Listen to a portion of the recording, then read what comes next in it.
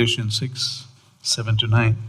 ఈ ఉదయకాలపు ధ్యానం కొరకై గలతీయులకు రాసిన పత్రిక 6వ అధ్యాయము 7 నుంచి 9 వచనాలు చదువుకున్నాం. గలతీ 6:7 నుంచి 9 వచనాలు.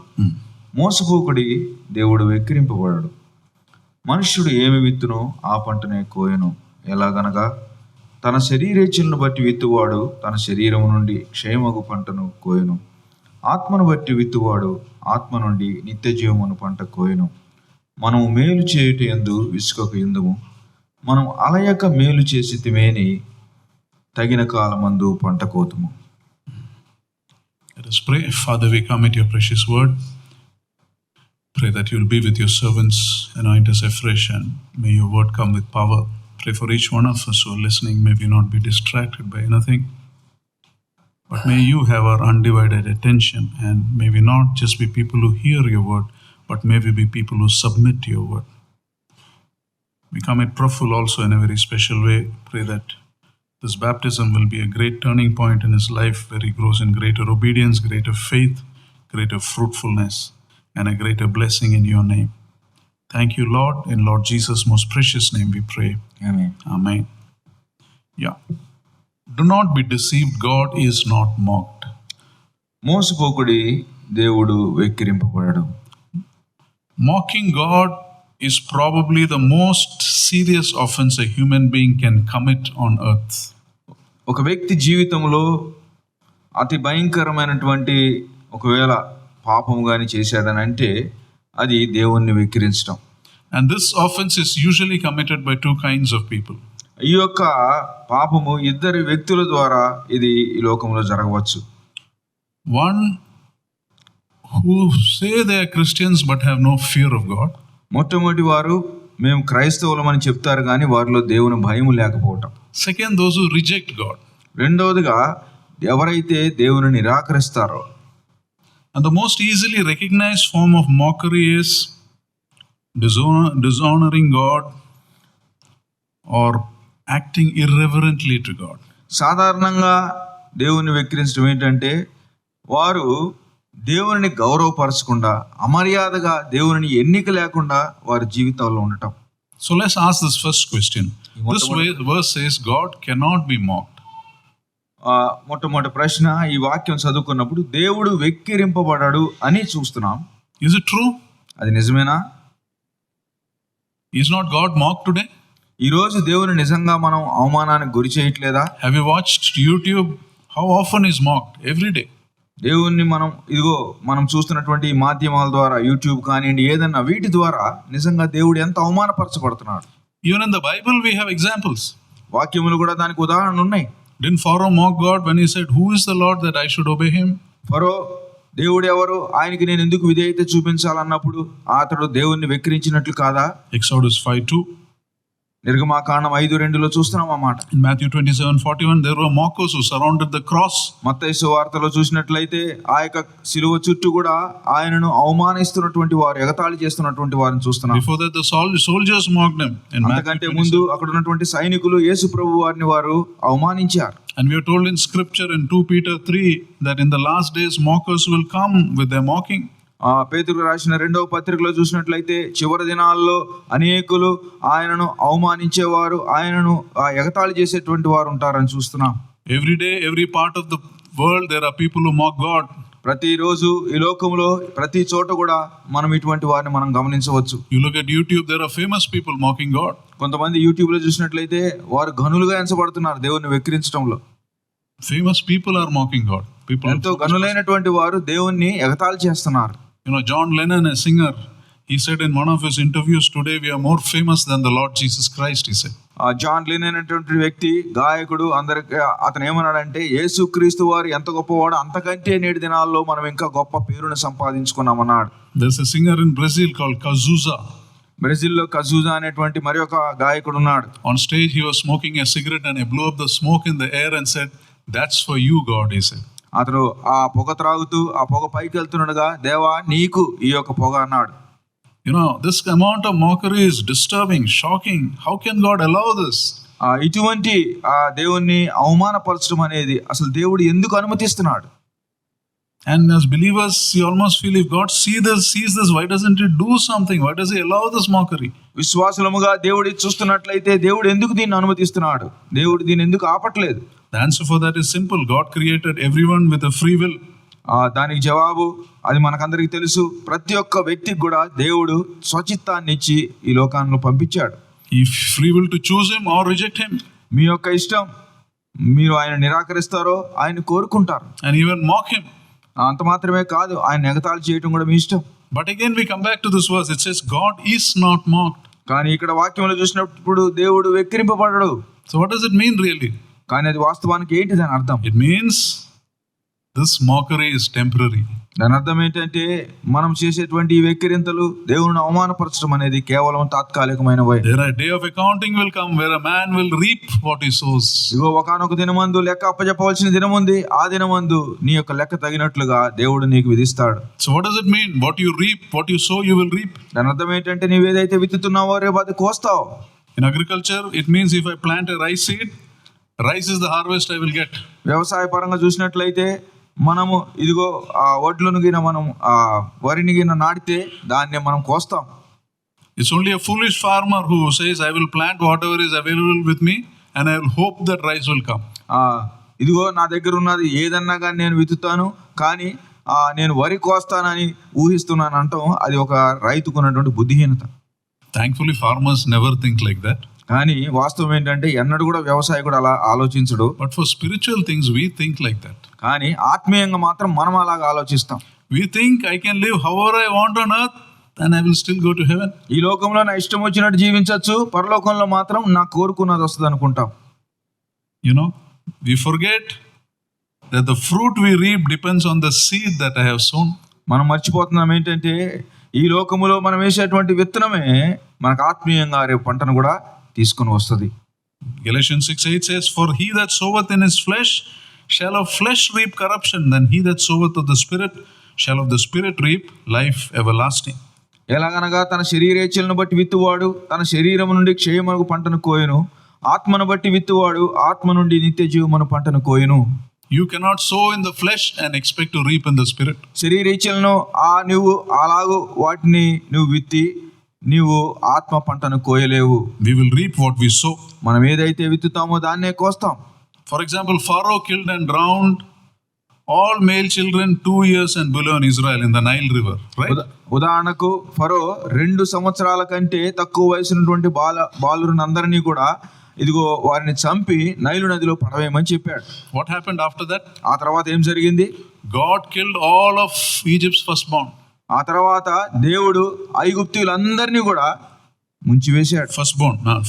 ఫస్ట్ మొట్టమొదటిగా ఇదిగో వారి ఇళ్లలో జ్యేష్ఠ కుమారుడిని చంపివేశారు. and then drowned the entire Egyptian army in the Red Sea. ఆ తర్వాత వారి సైనికులందరినీ కూడా ఇదిగో ఆ యొక్క ఎర్ర సముద్రంలో వారు నీటి సమాధయ్యారు. Pharaoh reaped what he sowed. ఫరో ఏమైతే విత్తాడో దాన్నే కోశాడు. In fact, reaping is always more, right? More than sowing. సాధారణంగా మనకు అందరికి తెలుసు, వాస్తవానికి ఏంటంటే వేసేది మనం కొంచెం అయితే విత్తనం, కోసేది ఎంతో ఎక్కువ ఉంటుంది. Farmers sow to reap more, right? సాధారణంగా విత్తనాలు వేసేది ఎందుకు? ఎక్కువగా కోయటానికి. You will reap what you sow, much more. కాబట్టి మీరు ఏమైతే విత్తుతారో దాన్నే కోస్తారు. That's why the Bible says mocking God is an attitude shown by fools. కాబట్టి దేవుని వాక్యం ఏం చెప్తుందంటే దేవుణ్ణి వెక్కిరించడం అనేది బుద్ధిహీనుల యొక్క లక్షణం. Psalm 74:22 says that. కీర్తన 74లో మనం చూస్తున్నాం అది. Fools mock you all day long. ఇదిగో బుద్ధిహీనులు దేవుని వెక్కిరిస్తారు. Why is he called a fool? ఎందుకని వారిని బుద్ధిహీనులు అంటారు? Because you really cannot mock God. You can only deceive yourself. ఎందుకనగా నువ్వు నిజంగా దేవుణ్ణి వెక్కిరించలేవు, నిన్ను నువ్వు మోసపరుచుకుంటున్నావు. I cannot live my life one way and expect to get a different kind of reward. నేను నా ఇష్టానుసారంగా జీవించి నాకు రావాల్సినటువంటి ఫలము వేరేదిగా నేను ఆశించకూడదు. You see many people who tried to mock God the way they lived. ఇదిగో అనేక సార్లు దేవుణ్ణి వెక్కిరించేటువంటి వారు వారి యొక్క జీవితాలను గమనించండి. Gehazi was Elisha's servant. Gehazi Elisha యొక్క పనివాడు అయినటువంటి గెహజీని గమనించండి. When Elisha said to Naaman, I don't want your gifts, you go away, and when Naaman was going, what happened? Gehazi followed him. Elisha ఆ యొక్క నామాను వచ్చి ఇదిగో నేను బాగుపడ్డాను, ఇదిగో ఈ యొక్క బహుమానాలు తీసుకోమంటే వద్దు నువ్వు వెళ్ళిపోమంటే గెహజీ ఏం చేశాడండి? అతను వెంటబడిపోయాడు. Yes, he wanted the goods. He followed and expecting to get the reward that Elisha should have got. ఇదిగో ఎలీషాకు రావాల్సినటువంటి బహుమానాలు తాను తీసుకోవాలనుకొని తాను తన వెంట వెళ్ళాడు నాయమాను వెంట. And he lied to Naaman and got some of the gifts back. ఇదిగో నామాను కలుసుకున్నాడు, కొన్ని బహుమానాలు తీసుకొని వచ్చాడు. But what happened? Instead of enjoying the gifts, what happened? He got afflicted by the leprosy that left Naaman. ఇదిగో అతడు ఆ బహుమానాల ద్వారా అనుభవించాల్సింది పోయి నామాను వదిలిన కుష్ఠరోగాన్ని తన తెచ్చుకున్నాడు. Ananias and Sapphira tried to mock God by their lives. They had one thing inside, they showed something else outside. అననీయ సప్పీరాలు కూడా ఇదిగో వారు దేవుణ్ణి వెక్కిరించారు. వారు లోపల ఒకటి పెట్టుకున్నారు, బయట ఒకటి అనుకున్నారు. And the seed of lies that they planted produced an awful harvest, a terrible harvest. వారు విత్తినటువంటి ఆ యొక్క అబద్ధమైనటువంటి ఆ యొక్క విత్తనం వారి జీవితాల్లో ఎంతో భయంకరమైనటువంటి కోతకు వారు గురి కావాల్సి వచ్చింది. No one can successfully mock God. ఎవరు కూడా దేవుణ్ణి వెక్కిరించలేరండి. And what you will reap much more than what you sown. కాబట్టి నీవేదైతే ఈరోజు విత్తుతావో దానికంటే ఎక్కువగా కోస్తావు. That's what this verse says. Those who sow in flesh will reap everlasting destruction. ఇదిగో ఈ వాక్యం చెప్పబడుతుంది ఏంటంటే శరీరేచ్ఛలను బట్టి విత్తువాడు తన శరీరం నుండి క్షయమను పంటను కోయును. Much more than you sowed you will reap. ఇదిగో నీవు కోసేది చాలా ఎక్కువగా ఉంటది. Even the other thing, those who sow in the spirit will reap eternal glory. ఆత్మను బట్టి విత్తువాడు ఆత్మ నుండి నిత్య జీవమును పంటను కోయును. Many people think they have succeeded in mocking God without any consequences. చాలా మంది అనుకుంటారు దేవుణ్ణి అవమానించి దేవుని ఎగతాళి చేసి నాకేమి కాలేదులే అనుకుంటారు. For example, John Lennon, we just spoke of him today. He said we are more famous than the Lord Jesus. ఉదాహరణకు జాన్ లెనన్ ఏమన్నాడు? ఇదిగో ప్రభువైన యేసుక్రీస్తు వారికి ఉన్నటువంటి ఆ పేరు కంటే ఈ రోజు నేటి దినాల్లో మేము ఇంకా ఎక్కువ పేరు సంపాదించామన్నాడు. They say John Lennon lived a very frightened life all his life. ఇదిగో ఆ వ్యక్తి తన జీవితం అంతా భయక్రాంతుడిగా జీవించాడు. He was unwilling to sleep without the lights on. Always the light should be on. తాను నిద్రపోతున్నప్పుడు కూడా ఆ లైట్లు ఆన్ ఉంచుకోవాలి, అంత భయంగా ఉన్నాడు. He was afraid to touch anything because of infection. ఇదిగో ఏదైనా పట్టుకుంటే తనకి ఏదైనా ఇన్ఫెక్షన్ వస్తుందని ఆ భయంతో ఏది పట్టుకున్నవాడు కాదు. And he died finally. Somebody shot him 6 times. ఇదిగో తాను చివరిగా ఎలా చనిపోయాడంటే ఒకళ్ళు 6 సార్లు గన్తో అతన్ని కాల్చారు. And that other person we spoke about, Cazuza, who blew smoke in the air. మరొక వ్యక్తి, ఆ బ్రెజిల్ వ్యక్తి ఎవరైతే ఆ పొగ గాలిలోకి విడిచాడో, he died in the age of 32 horribly with AIDS. 32 సంవత్సరాల్లో వయసులో ఎయిడ్స్ ద్వారా మరణించారు. But now I'm not saying that they died because they mocked God. I'm not saying that. ఇదిగో వారు దేవుణ్ణి అవమానించారు కాబట్టి వారు చనిపోయారని నేను అనట్లేదు. All of us have to die. Some believers have died even more terrible deaths. ఇదిగో మనందరం కూడా చనిపోయేది ఖాయమే. విశ్వాసులైనటువంటి వారు కూడా ఇంకా ఎంతో భయంకరంగా చనిపోయిన వారు లేకపోలేదు. Even our Lord died a most terrible death. మన ప్రభువైన యేసుక్రీస్తు వారు కూడా ఎంతో అది భయానకమైనటువంటి మరణాన్ని ఆయన మరణించారు. What I'm saying is today in eternity both of them know very clearly what it is to mock God. ఇదిగో ఈ రోజు నిత్యత్వంలో ఇద్దరికి తెలుసు దేవుని వెక్కిరించడం అంటే ఏంటనేది. There are no atheists in hell. నరకములో హేతువాదులైనటువంటి వారు, నాస్తికులైనటువంటి వారు లేరు. All atheists are only on earth. ఈ ఓన్లీ భూలోకంలో మాత్రమే ఉంటారు ఈ దేవుడు లేడనేటువంటి వారు. In hell everybody knows Jesus is Lord. నరకంలో ఉన్న ప్రతి ఒక్కరికి తెలుసు యేసు ప్రభువే ప్రభు అని. You see, mocking God, all who mock God, they fail to realize that God allows such mocking not because he is powerless, but he has an appointed time to rectify things, and that time has not yet come. ప్రభువారు అలా అందరూ ఎగతాళి చేస్తుంటే ఆయన ఏమీ చేయలేకుండా కూర్చోట్లేదు, కానీ నియమించబడినటువంటి సమయంలో దేవుడు దాని విషయమై తీర్పు తీర్చేటువంటి వాడుగా ఉన్నాడు. See 2 Peter 3. పేతురు రాసిన 2వ పత్రిక 3వ అధ్యాయం చూసి 8 and 9. 8-9 వచనాలు. The reason why God allows mocking. దేవుడు ఎందుకు ఆ యొక్క దాన్ని అనుమతిస్తున్నాడంటే, ప్రియులారా ఒక సంగతి మర్చిపోకుడి, ఏమనగా ప్రభు దృష్టికి ఒక దినము 1000 సంవత్సరముల వలెను 1000 సంవత్సరములు ఒక దినము వలె ఉన్నవి. కొందరు ఆలస్యమును ఎంచుకున్నట్లు ప్రభువు తన వాగ్దానమును గురించి ఆలస్యం చేయువాడు కాడు గాని ఎవడనూ నశింపవలనని ఇచ్చేంపక అందరూ మారు మనసు పొందవలనని కోరుచు మీ ఎడల దీర్ఘశాంతము గలవాడై ఉన్నాడు. It's an amazing statement, no? నిజంగా ఇది ఎంత ఆశ్చర్యకరమైనటువంటి మాట. He does not want anyone to perish. That's the reason why he allows mocking. ఆయన ఎవరు నశించడం ఆయనకి ఇష్టం లేదండి. అందుకనే దేవుడు ఇంకా వారిని అనుమతిస్తున్నాడు. Till that time, there is a time is kept. Till that time, even the most arrogant mockery will be permitted to continue. ఇదిగో ఆ సమయం వచ్చేంత వరకు ఎంత భయంకరంగా దేవుణ్ణి ఎగతాళి చేసేటువంటి వారు ఉన్నా వారిని కూడా దేవుడు అనుమతిస్తున్నాడు. With the hope that one more person will be reached, one more soul will be saved. ఎందుకనగా అలాగూ సమయం ఇస్తే కనీసం ఒక్క ఆత్మ అయినా రక్షింపబడతేమోనని దేవుని యొక్క ఆశ. I mean, see the mercy and humility of God. దేవునికి ఉన్నటువంటి ఆ యొక్క కనికరము, ఆయనకు ఉన్నటువంటి తగ్గింపు, దీనత్వాన్ని ఒకసారి గమనిద్దాం. You see, we feel bad so easily, right? When someone says something, it stirs us, someone mocks us or humiliates us over. You know, we feel bad so easily. We try to look back, we try to take revenge, we try to get back. Thank God he's not like us. ఎవరైనా ఒక మాట అంటే మనం వారి మీద పగ తీర్చుకోవాలని, మనం వారి మీద ఎంతో కోపంతో మనం ప్రతిస్పందిస్తాం. కానీ మన ప్రభువు వారు అలాగూ కాకుండా ఎంతో దీర్ఘశాంతంతో కనిపెడుతున్నారు. He wants no one to perish. ఆయన ఎవరు కూడా నశించడం ఆయనకి So if ఇష్టం. someone mocks, let him mock. ఇదిగో ఎవరన్నా ఎగతాళి చేస్తే చేయనీయండి, Let someone be saved. కానీ ఎవరన్నా ఒకరు రక్షింపడితే మంచిది. But do not be deceived. కానీ మోసపోవద్దు. God cannot be mocked. దేవుడు వెక్కిరింపబడడు. Now,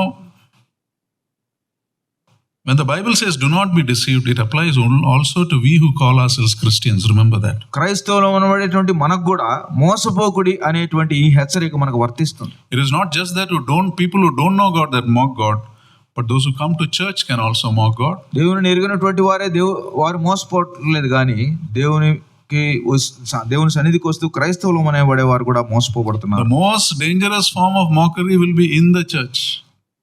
ఎక్కువగా ఇదిగో దేవుని వెక్కిరించడం అనేది మందిరాల్లోనే జరుగుతుంది. One person said like this, just think about it. ఒక ఆయన ఇలా చెప్పాడు, దీని ఒకసారి ఆలోచిద్దాం. Who is more accountable? ఎవరు ఎక్కువగా లెక్క చెప్పవలసింది? An unbeliever who burns the Bible or a Christian who does not open his Bible and read it? Who is more accountable? దేవుని ఎరగనటువంటి వ్యక్తి బైబిల్ కాల్చివేసినటువంటి వ్యక్తి, లేకపోతే దేవుని యొక్క వాక్యాన్ని చేతిలో పట్టుకొని ఎన్నడూ తెరవనటువంటి వ్యక్తి? Who is more accountable? A believer who demolishes a church or a Christian who is not serious about attending church? ఇదిగో They come late every time, casual, send text messages while sitting in the church. Who is more accountable?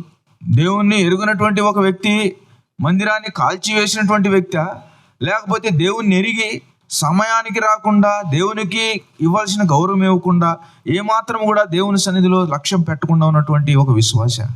Who is more accountable? An unbeliever who stops the spread of the gospel or a preacher who gives messages from the pulpit and lives a sinful life? ఇదిగో దేవుని నామాన్ని ఎరిగినటువంటి వారు ఆ సువార్తను ప్రకటించకుండా ఆపినటువంటి వ్యక్తి, లేకపోతే దేవుని ఎరిగినటువంటి ఒక పాద్రి గారు ఇగో ముందు నిల్చొని అందరి ముందు ఒక పాపయుక్తమైనటువంటి జీవితం జీవిస్తూ బోధ చేస్తున్నటువంటి ఆయన? Who is more accountable before God? An unbeliever who prevents someone from coming to the Lord or a believer who fails to share the gospel with someone else? దేవుని ఎరిగినటువంటి వ్యక్తి సువార్త వినపడకుండా ఆపినటువంటి ఆ వ్యక్తి, లేకపోతే దేవుని ఎరిగినటువంటి ఒక విశ్వాసి ఇతరులకు సువార్త ప్రకటించకుండా ఉన్నటువంటి వ్యక్తి? Who is more accountable? Unbeliever who kills a missionary or a Christian who spreads damaging gossip about another Christian? ఇదిగో ఒక దేవుని ఎరిగినటువంటి వ్యక్తి హత్య చేసినటువంటి అతడు ఎక్కువ లెక్క అప్పచెప్పాలా, లేదా దేవుని ఎరిగినటువంటి వ్యక్తి ఇదిగో అనవసరమైనటువంటి మాటల చేత అనేకుల యొక్క జీవితాలతో చెలగాటమాడుతున్నటువంటి ఆ వ్యక్తి? Who is more accountable? An unbeliever who openly sins or a believer who manipulates from behind, inside, schemes against people, talks against people? ఎవరు ఎక్కువగా దేవునికి లెక్క అప్పచెప్పాలా? అవిశ్వాసి అయినటువంటి వ్యక్తి బహిరంగంగా పాపం చేసేటువంటి వాడా, లేకపోతే పాపం చేస్తున్నటువంటి ఒక విశ్వాసి అది పాపం అని చెప్పకుండా దాన్ని వేరే రీతిగా బయట వారికి చెప్తున్నాడా? Who is more accountable? An unbeliever who stops the NGO funds and mission funds or a believer who refuses to be generous with what God has given him? ఇదిగో దేవుని ఎరిగినటువంటి ఒక అవిశ్వాసి అతనికి వచ్చినటువంటి డబ్బులను అనవసరమైనటువంటి దాన్ని ఖర్చు పెట్టేటువంటి వాడా, లేదా దేవుని పేరు చెప్పుకుంటూ డబ్బులు తెచ్చుకుంటూ ఏమాత్రం కూడా ఔదార్యం లేకుండా కనికరం లేకుండా బ్రతుకుతున్నటువంటి వ్యక్తి? To whom more has been given, more is expected. ఎవరైతే దేవుడు ఎక్కువ ఇస్తాడో వారి దగ్గర నుంచి దేవుడు ఎక్కువ కోరుకుంటున్నాడు. Charles Finney says like this: to mock God is to pretend to love and serve him. ఇదిగో దేవుని చార్లెస్ ఫిన్నీ అనేటువంటి ఒక దైవజనుడు ఏం చెప్పాడంటే, దేవుని అవమానించడం అంటే ఏంటంటే, ఇదిగో నీవు ఆయన ప్రేమిస్తున్నావు అన్నట్టు నటిస్తూ ఏమాత్రం కూడా దేవునికి లోబడకుండా ఉంటే. Mocking God is pretending to serve Him and worship Him, but we are not really worshiping Him with our lives. ఇదిగో దేవుని అవమానిస్తున్నాం, నిజంగా మన యొక్క జీవితాల్లో ఆయన ఆరాధించవలసిన వాటిగా ఆరాధించకుండా ఒకవేళ దేవుని మనం వెక్కిరిస్తున్నామా? We mock God when we give Him second place in our life. మన జీవితాల్లో దేవునికి ప్రథమ స్థానం ఇవ్వకుండా రెండవ స్థానం ఇస్తే అది కూడా దేవుని వెక్కిరించినట్టే. Many of us are excellent in the jobs that we do, but we are not excellent for the things of God. చాలా మంది మనలో మనం చేస్తున్నటువంటి ఉద్యోగాల్లో ఉన్నతమైనటువంటి స్థాయిలో మనము చాలా కష్టపడి లేకపోతే చేయవలసిన నైపుణ్యంతో దాన్ని చేస్తాం, కానీ దేవుని పనిలో ఏమాత్రం కూడా లెక్కలేనితనంతో. Who gives us the ability to be excellent? ఇగో నీవు ఉన్న దాంట్లో ఉన్నతమైనటువంటి శ్రేణులకు వెళ్ళటానికి ఎవరిస్తున్నారు నీకు ఆ శక్యత? Our best must always be for the Lord. మనం చేసిన దాంట్లో ప్రతి దాంట్లో కూడా చాలా శ్రేష్టమైనది మన ప్రభు కొరకై. When we honor other things in our life more than God, be it your job, children, possession, friendships, all these things, blessings can bring great grief in your life. ఇదిగో దేవుడు మనకి ఇచ్చినటువంటి ఈ జీవితంలో దేవుని కంటే ఎక్కువగా మనం దేని ప్రేమించినా, అది మన కుటుంబం కావచ్చు, బిడ్డలు కావచ్చు, ఉద్యోగం కావచ్చు, మన చదువులు కావచ్చు, పదవులు కావచ్చు, మనం ఏమాత్రం కూడా దేవుణ్ణి మనం గౌరవపరుస్తున్నట్టు కాదు. We will reap what we sow. మనం ఏదైతే విత్తుతామో దాన్నే కోస్తాం. We have many ministries that keep asking money from people. అనేక పరిచర్యలు నేటి దినాల్లో చూసినట్లయితే డబ్బును అడుగుతానే ఉంటారు. The genuine ministry which God has called, they will depend on the Lord. They will never ask money because they know if I am faithful, God will supply. నిజమైనటువంటి పరిచర్య, ఇదిగో దేవుడు ఒకవేళ మిమ్మల్ని పిలిస్తే ఎన్నడూ కూడా మనుషులను అడగరండి, ఎందుకంటే దేవుడు నన్ను పిలిస్తే దేవుడే దాన్ని ఇస్తాడనేటువంటి ఆ విశ్వాసంతో ముందుకెళ్తారు. It is God who inspires people to give. We must not ask or indirectly suggest. ఇదిగో దేవుడు ఒకవేళ ఎవరినన్నా ప్రేరేపిస్తే తప్పకుండా దేవుడు ఇస్తాడు, కానీ నువ్వు వారిని అడగాల్సిన అవసరం లేదు. If your ministry does not have funds, maybe God wants you to stop your ministry and concentrate on your job or bringing up your family. ఇదిగో ఒకవేళ నీ పరిచర్యకు ఆ ధనము లేకపోతే దేవుడు ఒకవేళ అది ఆపివేసి నీ ఉద్యోగం చేసుకుంటూ దేవుని పరిచర్య సాగించాలని ఒకవేళ ప్రేరేపిస్తున్నాడేమో. Coming to the point, just as the Bible speaks about the wise and the foolish and the obedient and the disobedient, the Bible also speaks of those who sow in the flesh and those who sow in the spirit. ఇదిగో ఈ యొక్క వాక్యానికి వచ్చినట్లయితే అవిధేయుల విషయమై, విధేయుల విషయమై, జ్ఞానుల విషయమై, బుద్ధిహీనుల విషయమై దేవుడు ఎలాగ చెప్తున్నాడో అలాగే ఇక్కడ కూడా శరీరేచ్ఛలను బట్టి విత్తేవారి గురించి, ఆత్మ సంబంధమైనటువంటి విత్తనాలు విత్తేవారి గురించి చెప్తున్నాడు. Many of people who appear very religious are actually sowing in the flesh. అనేక మంది మతపరంగా జీవిస్తున్నటువంటి వారు శరీరేచ్ఛ ద్వారానే వారు విత్తుతున్నారు. You know, the Lord's repeated words in Revelations 2 and 3 is, I know your works. ప్రభువారు మాటి మాటికి తన ఆత్మ ద్వారా ప్రకటన గ్రంథం 2-3 అధ్యాయాల్లో చెప్పినటువంటి మాట మనకందరికీ తెలుసు, నేను నీ క్రియలను ఎరుగుదును. We only deceive ourselves if we think that our actions and attitudes are not seen by God. మన యొక్క చర్యలు దేవుడు చూడలేదు అనుకుంటే మనల్ని మనం మోసం చేసుకుంటున్నట్టు. Now Jacob deceived Isaac, right? మనకందరికీ తెలుసు యాకోబు ఇస్సాకును మోసం చేశాడు. And he used the name of God to deceive. అది మాత్రమే కాదు, దేవుని పేరట మోసం చేశాడు. What happened? ఏం జరిగింది? His 10 sons later deceived him, showing the blood-stained cloak of his son Joseph. తన యొక్క 10 మంది కుమారులు ఇదిగో ఆ తర్వాత యోసేపు చనిపోయాడని తండ్రిని మోసం చేశారు ఆ యొక్క చొక్కా చూపించి. Jacob spent much of his old age with a grieved and broken heart, thinking that his son has died when he had not died, he was alive. ఇదిగో యాకోబు చాలా కాలము తన కుమారుడు చనిపోయాడన్నటువంటి వేదనతో బ్రతికాడు, కానీ వాస్తవానికి కుమారుడు చనిపోలేదండి. One more thing I like to mention here is, many times when we talk of deception, we think in terms of someone deceiving us, but the greatest deception is we deceiving ourselves. చాలా సార్లు మోసపోవటం అంటే మనం అనుకుంటాం ఇతరులు మనల్ని మోసం చేసిందే మనం ఎక్కువ అనుకుంటాం, కానీ మనల్ని మనం మోసం చేసుకుంటున్నాం అనేది అంతకంటే పెద్ద కార్యం అది. In other words, the most convincing lie is not what someone else tells us, but what we tell ourselves. మరో మాటలో చెప్పాలంటే ఇతరులు మనతో చెప్పేది అబద్ధం కాదు, కానీ మనకు మనం చేసుకునేదే అది భయంకరమైనటువంటి. The most convincing lie is what you want to believe. ఎక్కువగా ఒప్పించబడేటువంటి అబద్ధం ఏంటంటే నువ్వు ఏమి నమ్మాలనుకుంటున్నావు అదే నువ్వు అనుకోవటం. Several years back, there was one lady in one of those shows in the US. చాలా కాలం కిందట అమెరికా దేశంలో టీవీ షోలో వచ్చేటువంటి ఒక ఆమె ఉంది. She claims she's a believer, but she's having an affair with a married man for 19 years. ఆమె విశ్వాసిగా చెప్పుకుంది కానీ 19 సంవత్సరాలు వివాహమైనటువంటి మరొక వ్యక్తితో సంబంధం ఉన్నది. And she says like this, there's nothing wrong with it. It's a wonderful relationship. I go to a good church. If I want this man in my life, it is my business, not the church's business. It is my religion, she says. ఆమె ఏం చెప్పిందంటే, నేను దేవునితో నేను మంచి సంఘానికి వెళ్తున్నాను, ఇదిగో నాకు ఆ వ్యక్తితో మంచి సంబంధం ఉంది, అది నా ఇష్టం, నా జీవితం అనింది. My religion has nothing to do with my personal life. And she says, I will go to heaven just like anybody else. ఆమె అనింది, నా యొక్క మతం దానికి దీంతో సంబంధం లేదు, నేను పరలోకానికి వెళ్ళాలనుకుంటే వెళ్తాను అనింది. Who told her that? ఎవరు చెప్పారు అది? Does scripture say that? అది వాక్యం చెప్పిందా? What does scripture say?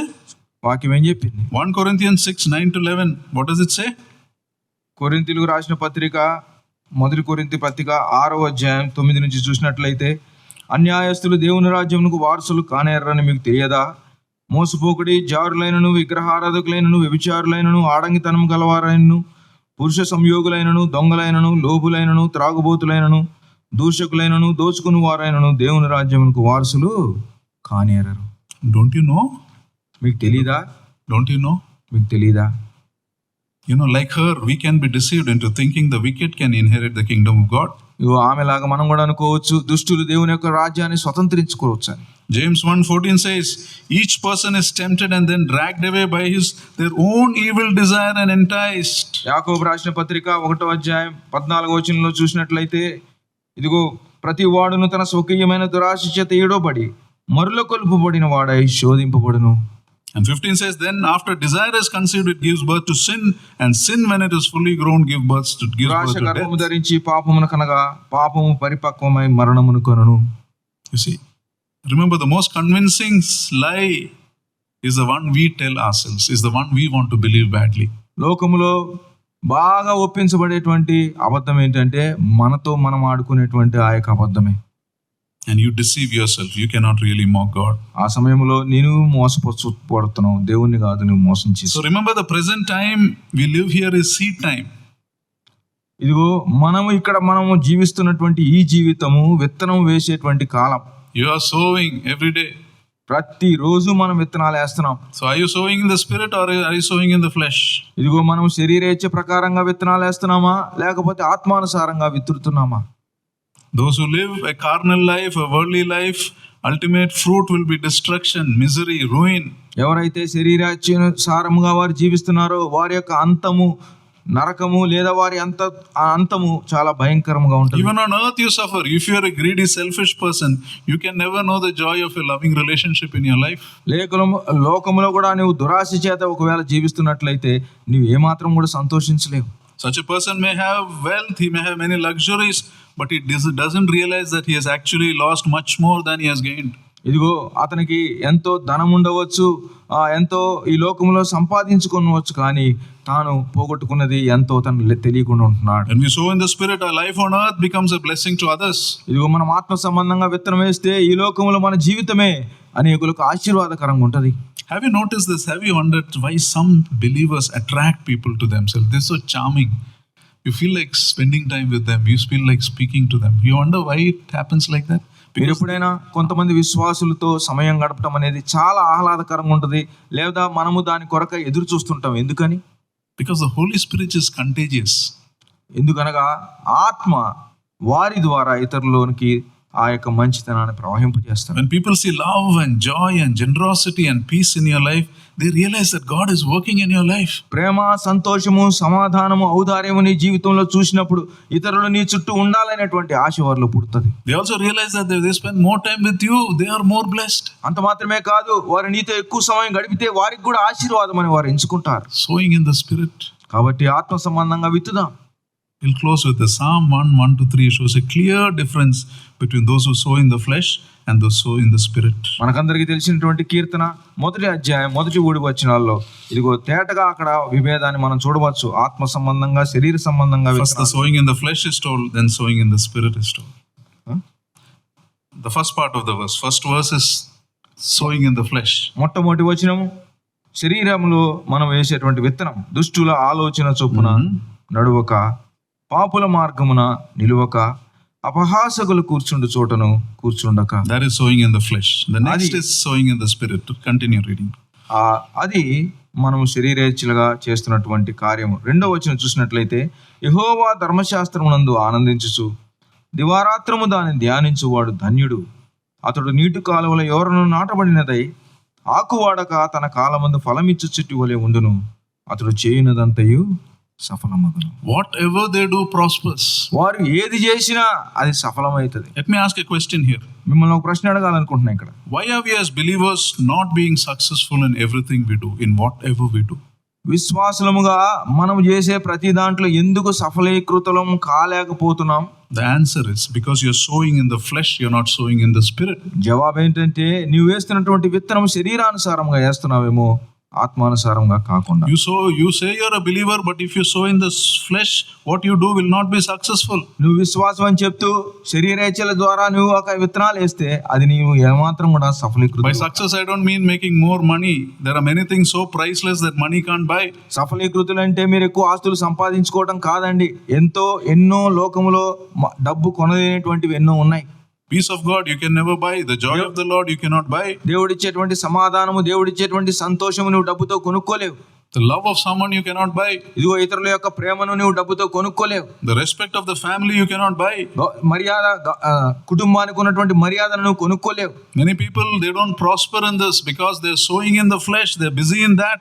అనేకులు దీంట్లో సఫలీకృతులు కాలేకపోతున్నారు. ఎందుకంటే వారు శరీరముతో వారు దాన్ని విత్తనం వేస్తున్నారు. And then we ask why my grown up children are not responding for me, why my wife does not care for me, why this loss happened to me.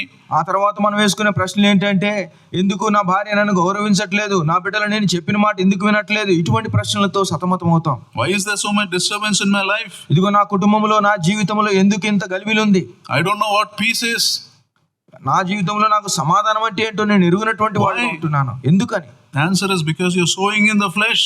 If you sow in the flesh, you will reap in the flesh. దానికి జవాబు ఏంటంటే, నీవు వేసేటువంటి విత్తనం శరీరంతో వేస్తున్నావు కాబట్టి నీవు శరీరేచ్ఛలనే కోసుకుంటున్నావు. But God's grace is available to everyone who wants to come back to Him. కానీ దేవుని యొక్క కృప తన వైపు తిరిగిన వారి అందరి ఎడల కూడా ఆయన దేవుని కృప కాచుకొని ఉంటున్నది. This is a great privilege. As long as we are alive, you can come to Him and start sowing in the Spirit. ఇదిగో మనం బ్రతికున్నంత కాలము ఆయన వైపు తిరిగి మనం ఆత్మ సంబంధంగా విత్తనాలు వేయడానికి దేవుడు మనకిస్తున్నటువంటి ఆ యొక్క ఆధిక్యత అది. People in hell will do anything to be in our position today. ఇదిగో నేటి దినంలో నరకంలో ఉన్నటువంటి వారు దేవుడు మనకి ఇచ్చినటువంటి అవకాశాన్ని వారు ఎలాగైనా చేసుకోవాలని వారు ఎదురు చూస్తున్నారు. God's grace is there in this land of the living. ఇదిగో సజీవులు ఉన్నటువంటి ఈ దేశములో ప్రస్తుతము మన మధ్య దేవుని యొక్క కృప ఇంకా ఉన్నది. But we need to be consistent, not half here and half there. కానీ మనము ఎల్లప్పుడూ నిలకడగా ఉండాలి, అంతేగాని సగం అక్కడ సగం ఇక్కడ కాదు. True religion is a consistent thing, not something you put on a Sunday or some prayer meeting. Something you put on all your life. నిజమైనటువంటి క్రైస్తవ్యం లేదా నిజమైనటువంటి జీవితము ఇదిగో దినము కూడా మనం ప్రభువుతో నడవటం. So in the Spirit consistently and good things will happen to you. నీ జీవితంలో దినము ఎల్లప్పుడు కూడా నిలకడగా నువ్వు ఆత్మ సంబంధమైనటువంటి విత్తనాలు వేస్తే తప్పకుండా నువ్వు కోస్తావు ఆత్మ సంబంధమైన. In fact the Bible says all things happen for the good, even the sad things, the bad things, everything God changes it for the good. అంత మాత్రమే కాదు, వాక్యం ఏం చెప్తుంది, అన్ని కూడా సమకూడి మేలు కలుగుటకే, అవి మంచివైనా చెడ్డవైనా దేవుడు నీ మేలుకే వాటిని చేస్తాడనే వాక్యం చూస్తున్నాం. So let us be people who sow in the Spirit. కాబట్టి మనము ఆత్మ సంబంధంగా విత్తనం వేసేటువంటి వారంగా ఉందాం. Let us pray. ప్రార్థన చేసుకుందాం. Close our eyes. Ask ourselves. Today, what am I sowing in, flesh or spirit? What are the things that bother me most? Is it the things of this world or things of the Spirit? ఆత్మ సంబంధంగా విత్తనాలు వేస్తున్నామా, శరీర సంబంధంగా వేస్తున్నామా? ఈ లోకంలో మనం దేని విషయమై ఎక్కువగా మన మనసు పెట్టుకుంటున్నాం? Remember, God cannot be mocked. గుర్తు పెట్టుకోండి, దేవుడు వెక్కిరింపబడు. If God has given us more, He expects more from us. దేవుడు మనకి అధికంగా ఇచ్చినట్లయితే దేవుడు మన దగ్గర నుంచి అధికంగా ఆయన కోరుకుంటాడు. Don't look at someone outside who's mocking God. Am I guilty of mocking God with my life? ఇదిగో ఎవరో దేవుడిని అవమానపరుస్తున్నారని వారి వైపు చూడొద్దు. మనల్ని మనం ప్రశ్నించుకుందాం, మన జీవితం ద్వారా దేవుడిని ఒకవేళ మనం అవమానపరుస్తున్నామా? Let us pray. ప్రార్థన చేసుకుందాం. Lord, have mercy on us, Lord. Lord, we are weak people, foolish people. We do things our own way and we feel we are okay. We believe what we want to believe. We pick and choose from your commands. And when we think that we are much better off than the mockers outside, when in fact we would be more guilty than others. We are guilty of probably the greatest sin we can commit. Mocking a holy God. Who are we that you should even think of us, Lord? Thank you for your great patience in our life. The way you don't want anyone to perish, Lord. That's the reason why you allow this. What a humility, Lord. What kindness you show to our lives. We thank you, Lord. Pray for each one of us here. May we be people who sow in the Spirit. May we not live our lives foolishly, Lord, just because we have a little money, just because we have property worth a few crores. May we not fool ourselves. May we not deceive ourselves. Have mercy, Master. Lord Jesus' most precious name we pray. Amen. To Him who is able to keep you from falling and to present you before His glorious presence without fault and with great joy, to the only God our Savior, be glory, majesty, power and authority through Jesus Christ our Lord before all ages, now and forevermore. Amen. Thank you. God bless you.